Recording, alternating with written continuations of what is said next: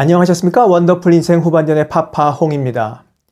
60대 이상 성인들에게 교제 폭력이 증가하고 있습니다. 맞는 사람도 때리는 사람도 모두 노년층입니다. 왜 맞으면서까지 교제를 하는지 이해가 안 되시죠?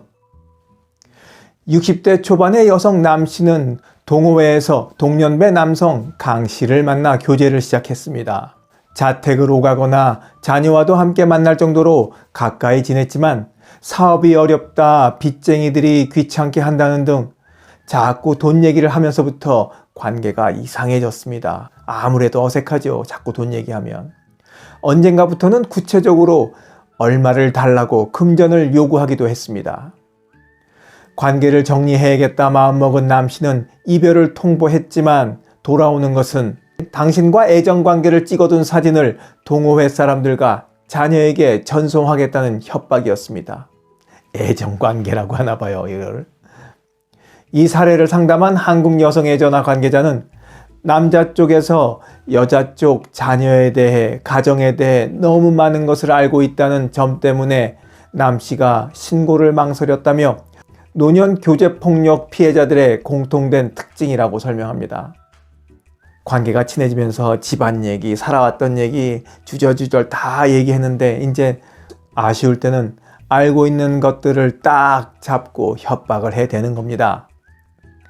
지난주에 구속된 서울 강남 오피스텔 모녀 살해범 박학선의 경우도 60대 연인이 30대 딸과 함께 자신의 사무실을 찾아와 그만 만나자는 뜻을 전하자 두 사람을 타겟으로 잡고 계획적인 범행을 저지른 것으로 밝혀졌습니다.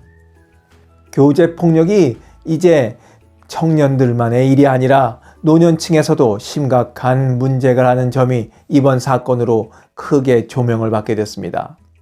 특히 노년 간 교제 폭력은 세대의 특성상 잘 드러나지 않는다는 점에서 면밀한 관리가 필요하다는 목소리가 많습니다. 지난 7일 경찰청에 따르면 지난해 연인을 폭행한 60대 이상 가해자는 650명으로 전체 가해자 13,939명 중 4.7%를 차지했습니다. 주목해야 할 점은 코로나 시기인 2021년에는 좀 줄었다가 다시 증가세를 보이고 있다는 점입니다. 노년층 교제에서 일어나는 각종 마찰은 고령화 시대에 피할 수 없는 그늘이라 할 수 있겠습니다. 배우자와의 사별, 황혼이혼의 증가 등으로 교제 인구 자체가 늘고 덩달아 연인 간 범죄 발생 가능성도 크게 늘어났기 때문입니다. 그러나 노년층은 교제 폭력에 취약한 세대로 꼽힙니다.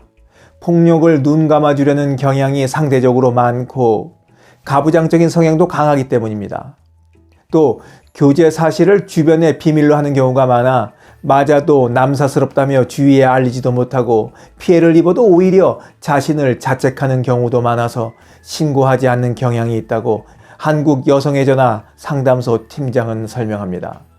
현실이 이렇다 보니 맞고 때리면서 만남을 이어가는 커플들이 예상보다 많을 거라는 것이 전문가들의 진단입니다. 심각한 상황에 이르러 수면 위로 드러난 사건보다 그 밑에 드러나지 않은 것들이 당연히 많을 겁니다. 노년의 교제 폭력도 여느 폭력처럼 맨 처음 대응이 중요합니다. 폭력을 휘두른 뒤 용서를 구하는 상대방을 받아들여서는 절대 안 됩니다. 폭력이 있었다면 빨리 주위에 알려 도움을 청하고 경찰에 신고를 해서 폭력의 싹을 빨리 잘라내야 하는 겁니다. 맞으면서까지 연애를 해봐야 돌아오는 것은 더 큰 폭력뿐입니다. 맞으면서까지 연애하지 마시자고요. 원더풀 인생 후반전이었습니다. 감사합니다. 자랑질, 지적질, 아는 채, 있는 채 하는 사람들에게 지치셨죠? 상대방의 얘기 경청하고 익은 벼처럼 겸손한 사람들이 모인 곳이 있습니다. 바로 네이버 카페 실버들의 전성시대입니다. 너무 가깝지도 너무 멀지도 않은 친구가 필요하다면 네이버 카페 실버들의 전성시대로 오시면 됩니다.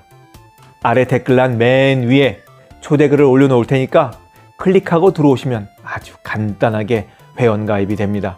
아참, 냉소적이고 비아냥거리고 자기 주장 강하고 남 얘기에 이죽거리는 분은 죄송하지만 절대 사양합니다.